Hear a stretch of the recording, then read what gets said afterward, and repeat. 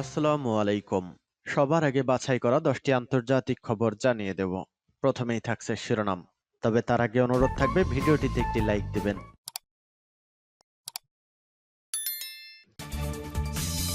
সংবাদের শুরুতেই জানিয়ে দিব সংবাদ শিরোনাম। বিক্ষোভকারীদের ইসরায়েলের সমর্থন, কঠোর হুঁশিয়ারি ইরান সরকারের। এরপর জানিয়ে দিব রাশিয়ার তেল শোধনাগারে ইউক্রেনের ড্রোন হামলা। তারপর জানিয়ে দিব ইয়েমেনের বন্দরে বোমা হামলার ব্যাখ্যা দিল সৌদি আরব। আরও জানিয়ে দিব তৃতীয় বিশ্বযুদ্ধের আশঙ্কা দেখছেন 40 বছর যুদ্ধ কভার করা বিবিসির সাংবাদিক। এবং সর্বশেষ জানিয়ে দেব তুরস্ক জুড়ে ব্যাপক অভিযানে গ্রেফতার 125 জন। বিক্ষোভকারীদের ইসরায়েলের সমর্থন, কঠোর হুঁশিয়ারি ইরান সরকারের। অর্থনৈতিক সংকটের জেরে ইরান জুড়ে বিক্ষোভ ছড়িয়ে পড়েছে। যতই দিন যাচ্ছে ততই বিস্তৃত এই বিক্ষোভ, যা ইতোমধ্যেই গণবিক্ষোভে রূপ নিয়েছে। ক্রমবর্ধমান মুদ্রাস্ফীতি, দ্রব্যমূল্য বৃদ্ধি ও জীবনযাত্রার ব্যয় বৃদ্ধিতে রাস্তায় নেমে প্রতিবাদ জানাচ্ছেন দেশটির ক্ষুব্ধ সাধারণ মানুষ। রাজধানী তেহরানসহ বিভিন্ন শহরে এই বিক্ষোভ দ্রুত ছড়িয়ে পড়ছে। তবে বুধবার ইরানের প্রসিকিউটর জেনারেল মোহাম্মদ মুওয়াহিদি আজাদ সতর্ক করে বলেছেন, দেশজুড়ে চলমান অর্থনৈতিক বিক্ষোভগুলো যৌক্তিক, তবে জননিরাপত্তা বিঘ্নিত করার যে কোনো প্রচেষ্টাকে কঠোরভাবে দমন করা হবে। রাষ্ট্রীয় গণমাধ্যমকে তিনি বলেন, জীবনযাত্রার মান নিয়ে শান্তিপূর্ণ বিক্ষোভ সামাজিক বাস্তবতারই অংশ এবং এটি বোধগম্য। তিনি আরও যোগ করেন, অর্থনৈতিক বিক্ষোভকে পুঁজি করে অরাজকতা সৃষ্টি করা, সরকারি সম্পত্তি ধ্বংস করা বা বাইরে থেকে পরিকল্পিত কোনো নীল নকশা বাস্তবায়ন করার চেষ্টা করলে হবে তার বিরুদ্ধে আইনানুগ, আনুপাতিক এবং কঠোর ব্যবস্থা নেওয়া হবে। এদিকে ইসরায়েলের গোয়েন্দা সংস্থা মোসান সরাসরি ইরানিদের বিক্ষোভ চালিয়ে যাওয়ার আহ্বান জানিয়েছে। রাজধানী তেহরানসহ অন্যান্য শহরে বিক্ষোভ ছড়িয়ে পড়ার মুখে মোসাদ দাবি করেছে যে তারা মাঠ পর্যায়ে বিক্ষোভকারীদের সমর্থন দিচ্ছে। ইসরায়েলের আর্মি রেডিওর প্রতিবেদন অনুযায়ী বুধবার মোসাদের ফার্সি ভাষার এক্স বা সাবেক টুইটার অ্যাকাউন্ট থেকে ইরানের বিক্ষোভকারীদের উদ্দেশ্যে করে একটি পোস্টে বলা হয়, সবাই মিলে রাস্তায় নেমে আসুন, সময় হয়েছে, আমরা আপনাদের সাথে আছি।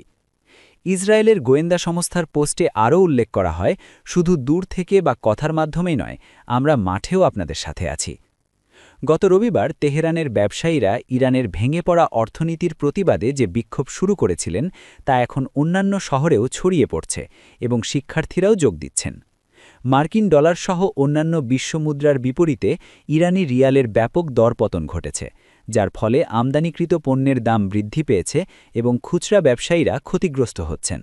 এই ঘটনাটি এমন একটি সময়ে ঘটল যখন ইসরায়েলি প্রধানমন্ত্রী বেনিয়ামিন নেতান্যাহু এবং মার্কিন প্রেসিডেন্ট ডোনাল্ড ট্রাম্পের মধ্যে বৈঠক হয়েছে। সেই বৈঠকের পর ট্রাম্প ইরানকে সতর্ক করেন, ইরান যদি তাদের পারমাণবিক বা ব্যালিস্টিক ক্ষেপণাস্ত্র প্রোগ্রাম পুনরায় শুরু করে তাহলে দেশটিতে আবারও হামলা চালানো হবে। রাশিয়ার তেল শোধনাগারে ইউক্রেনে ড্রোন হামলা। রাশিয়ার দক্ষিণাঞ্চলের একটি গুরুত্বপূর্ণ তেল শোধনাগারে ড্রোন হামলা চালিয়েছে ইউক্রেনের সেনাবাহিনী।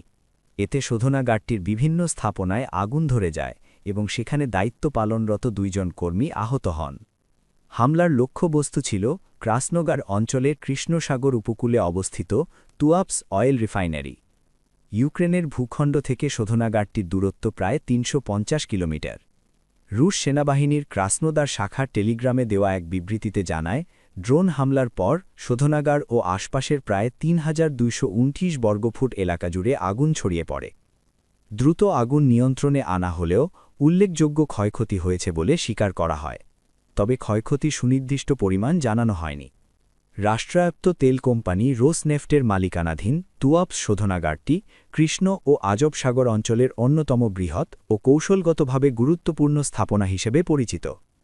ইউক্রেনের সামাজিক যোগাযোগ মাধ্যমে হামলার খবরটি গুরুত্বের সঙ্গে প্রচার করা হচ্ছে। সেখানে প্রকাশিত ভিডিওতে রাতের আধারে শোধনাগার এলাকায় ব্যাপক অগ্নিকাণ্ডের দৃশ্য দেখা গেছে। তবে এ বিষয়ে এখনও পর্যন্ত ইউক্রেনের সরকার বা প্রতিরক্ষা বাহিনীর পক্ষ থেকে কোনো আনুষ্ঠানিক মন্তব্য পাওয়া যায়নি। উল্লেখ্য, গত 4 বছর ধরে রাশিয়া ও ইউক্রেনের মধ্যে চলমান যুদ্ধে রাশিয়া নিয়মিতভাবে ইউক্রেনের বিদ্যুৎ উৎপাদন ও সরবরাহ ব্যবস্থায় হামলা চালিয়ে আসছে। পাল্টা প্রতিক্রিয়ায় ইউক্রেন রাশিয়ার তেল উত্তোলন ও পরিশোধন অবকাঠামোকে লক্ষ্যবস্তু করছে। ইয়েমেনের বন্দরে বোমা হামলার ব্যাখ্যা দিল সৌদি আরব। ইয়েমেনের দক্ষিণাঞ্চলীয় বন্দর নগরী মুকাল্লায়ে জোট বাহিনীর বিমান হামলা নিয়ে বিস্তারিত তথ্য প্রকাশ করেছে সৌদি আরব। এই হামলাকে ঘিরে উপসাগরীয় দেশগুলোর মধ্যে নতুন করে উত্তেজনা সৃষ্টি হয়েছে। একই সঙ্গে ইয়েমেন থেকে নিজেদের সেনা প্রত্যাহারের ঘোষণা দিয়েছে সংযুক্ত আরব আমিরাত ইউএই। খবর আল জাজিরার।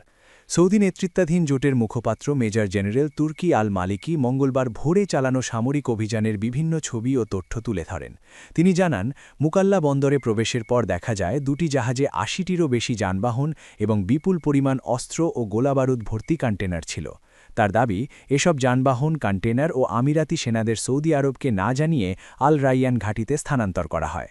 মেজর জেনারেল আল মালিকি বলেন, অভিযানের সময় জোট বাহিনী সম্পূর্ণভাবে যুদ্ধের নিয়মকানুন মেনে চলেছে। এদিকে সৌদি আরবের অভিযোগের পরপরই ইয়েমেন থেকে সেনা প্রত্যাহারের ঘোষণা দেয় ইউএই। আবুধাবি জানায়, তাদের ইয়েমেনে তথাকথিত সন্ত্রাস বিরোধী অভিযান শেষ হয়েছে। এর আগে রিয়াদ অভিযোগ করেছিল ইয়েমেনের বিচ্ছিন্নতাবাদী গোষ্ঠীকে সমর্থন দিচ্ছে ইউএই। মঙ্গলবার এই ঘোষণা আসে এমন এক সময় যখন ইয়েমেনের আন্তর্জাতিকভাবে স্বীকৃত সরকার ২৪ ঘণ্টার মধ্যে ইউএইকে তাদের সেনা প্রত্যাহারের আহ্বান জানায়। সৌদি আরবও এই দাবির প্রতি সমর্থন জানায়। এর কয়েক ঘণ্টা আগে সৌদি নেতৃত্বাধীন জোট বাহিনী মুকাল্লা বন্দরে হামলা চালায়। রিয়াদের দাবি, ওই বন্দরে সৌদি আরব সম্পর্কিত একটি অস্ত্রের চালান ছিল, যা ইয়েমেনের বিচ্ছিন্নতাবাদী সাউদার্ন ট্রানজিশনাল কাউন্সিলের কাছে পাঠানো হচ্ছিল। উল্লেখ্য, ইয়েমেনের হুথি বিদ্রোহীদের বিরুদ্ধে লড়াইয়ে শুরুতে আন্তর্জাতিকভাবে স্বীকৃত সরকারের পক্ষে থাকলেও চলতি মাসে সৌদি সমর্থিত সরকারি বাহিনীর বিরুদ্ধে অভিযান শুরু করে এসটিসি। দক্ষিণ ইয়েমেনে আলাদা রাষ্ট্র গঠনের লক্ষ্যে তারা এই আক্রমণ চালায়। এসটিসির সাম্প্রতিক অগ্রগতিতে ইয়েমেনের দীর্ঘদিনের অচলাবস্থা ভেঙে পড়ে। তারা হাদ্রামাউত ও মাহারা প্রদেশসহ দক্ষিণ ইয়েমেনের বিস্তীর্ণ এলাকা দখলে নেয়, যা সৌদি আরবের সতর্কবার্তা উপেক্ষা করেই করা হয়েছে। হাদ্রামাউত সৌদি বর্ডার সীমান্ত এবং মাহারা প্রদেশ ওমান সীমান্তের কাছাকাছি। সৌদি আরব মঙ্গলবার এক বিবৃতিতে জানায়, হাদ্রামাউত ও মাহারা প্রদেশে মারাত্মক সামরিক অভিযান চালাতে এসটিসির ওপর ইউএই যে চাপ প্রয়োগ করেছে তাতে তারা হতাশ। রিয়াদের মতে, এসব পদক্ষেপ তাদের জাতীয় নিরাপত্তার জন্য হুমকি সৃষ্টি করছে। তৃতীয় বিশ্বযুদ্ধের আশঙ্কা দেখছেন ৪০ বছর যুদ্ধ কভার করা বিবিসির সাংবাদিক। বিশ্বজুড়ে ৪ দশকের বেশি সময় ধরে যুদ্ধ ও সংঘাত কভার করা বিবিসির অভিজ্ঞ সাংবাদিক জন সিমসন বলেছেন, তার দীর্ঘ পেশাগত জীবনে ২০২৫ সালের মতো উদ্বেগজনক বছর আর দেখেননি। ১৯৬০-এর দশক থেকে শুরু করে স্নায়ুযুদ্ধের চূড়ান্ত সময় ও তার পতন পর্যন্ত সব কিছু তিনি প্রত্যক্ষ করেছেন। তবে তার মতে চলতি বছরটি একাধিক বড় যুদ্ধের পাশাপাশি এর ভূরাজনৈতিক প্রভাবের কারণেও ইতিহাসে আলাদা হয়ে উঠেছে। ইউক্রেন যুদ্ধকে কেন্দ্র করে পরিস্থিতি যে তৃতীয় বিশ্বযুদ্ধের দিকে গড়াতে পারে সে বিষয়ে আগেই সতর্ক করেছেন ইউক্রেনের প্রেসিডেন্ট ভলোদিমির জেলেনস্কি। প্রায় ৬০ বছর ধরে যুদ্ধ পর্যবেক্ষণের অভিজ্ঞতা থেকে জন সিমসনও মনে করেন, এই আশঙ্কা উড়িয়ে দেওয়া যায় না। ন্যাটোভুক্ত দেশগুলোর আশঙ্কা, রাশিয়ার গোয়েন্দা সংস্থাগুলো পশ্চিমা বিশ্বের যোগাযোগ ব্যবস্থা সচল রাখা সমুদ্রতলের কেবলগুলো কেটে দিতে পারে। একই সঙ্গে ন্যাটো দেশগুলোর প্রতিরক্ষা ব্যবস্থার ওপর রুশ ড্রোন নজরদারি এবং সাইবার হামলার অভিযোগও উঠেছে। পশ্চিমা দেশগুলোর অভিযোগ, রাশিয়ার গোয়েন্দা সংস্থাগুলো বিদেশে আশ্রয় নেওয়া ভিন্ন মতাবলম্বীদের হত্যা চেষ্টা চালাচ্ছে।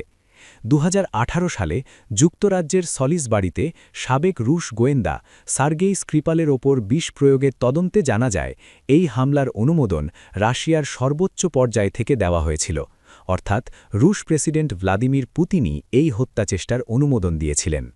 ২০২৫ সালে বিশ্ব ৩টি বড় যুদ্ধে বিপর্যস্ত হয়ে পড়েছে। জাতিসংঘের হিসেব অনুযায়ী শুধু ইউক্রেনেই প্রায় ১৪,০০০ বেসামরিক মানুষ নিহত হয়েছে। আর ২০২৩ সালের ৭ অক্টোবর হামাসের হামলার পর ইসরায়েলের পাল্টা অভিযানে গাজায় এখন পর্যন্ত ৭০,০০০-এর বেশি ফিলিস্তিনি নিহত হয়েছে। নিহতদের মধ্যে নারী ও শিশুর সংখ্যা ৩০,০০০ ছাড়িয়েছে বলে জানিয়েছে গাজার স্বাস্থ্য মন্ত্রণালয়। তুরস্ক জুড়ে ব্যাপক অভিযানে গ্রেপ্তার ১২৫ জন। তুরস্ক জুড়ে নতুন করে চালানো অভিযানে সশস্ত্র গোষ্ঠী আইএসআইএলের সঙ্গে সংশ্লিষ্ট সন্দেহে অন্তত ১২৫ জনকে গ্রেপ্তার করেছে দেশটির নিরাপত্তা বাহিনী। সরকারের ভাষ্য অনুযায়ী সাম্প্রতিক সময়ে আইএসআইএলের আঞ্চলিক তৎপরতা বাড়ার ইঙ্গিত পাওয়ার পর এই অভিযান জোরদার করা হয়েছে। খবর আল জাজিরার। বুধবার সকালে সামাজিক যোগাযোগ মাধ্যমে দেওয়া এক পোস্টে তুরস্কের স্বরাষ্ট্রমন্ত্রী আলী ইয়েরলিকাইয়া জানান, রাজধানী আঙ্কারাসহ ২৫টি প্রদেশে একযোগে অভিযান চালিয়ে এসব সন্দেহভাজনকে আটক করা হয়েছে। ছুটির মৌসুমে এক সপ্তাহেরও কম সময়ের মধ্যে এটি আইএসআইএল বিরোধী তৃতীয় বড় অভিযান। এই অভিযানের আগের দিন মঙ্গলবার তুরস্কের উত্তর পশ্চিমাঞ্চলীয় ইয়ালোভা শহরে পুলিশ ও সন্দেহভাজন আইএসআইএল সদস্যদের মধ্যে গোলাগুলির ঘটনা ঘটে। ওই সংঘর্ষে ৩ জন তুর্কি পুলিশ সদস্য এবং ৬ জন সন্দেহভাজন আইএসআইএল সদস্য নিহত হন। নিহত সবাই তুরস্কের নাগরিক বলে জানানো হয়েছে। স্বরাষ্ট্রমন্ত্রী ইয়েরলিকাইয়া বলেন, যারা আমাদের ভ্রাতৃত্ব, ঐক্য ও সংহতিকে ক্ষতিগ্রস্ত করতে চায় তারা কেবল রাষ্ট্রের শক্তি ও জাতির ঐক্যের মুখোমুখি হবে।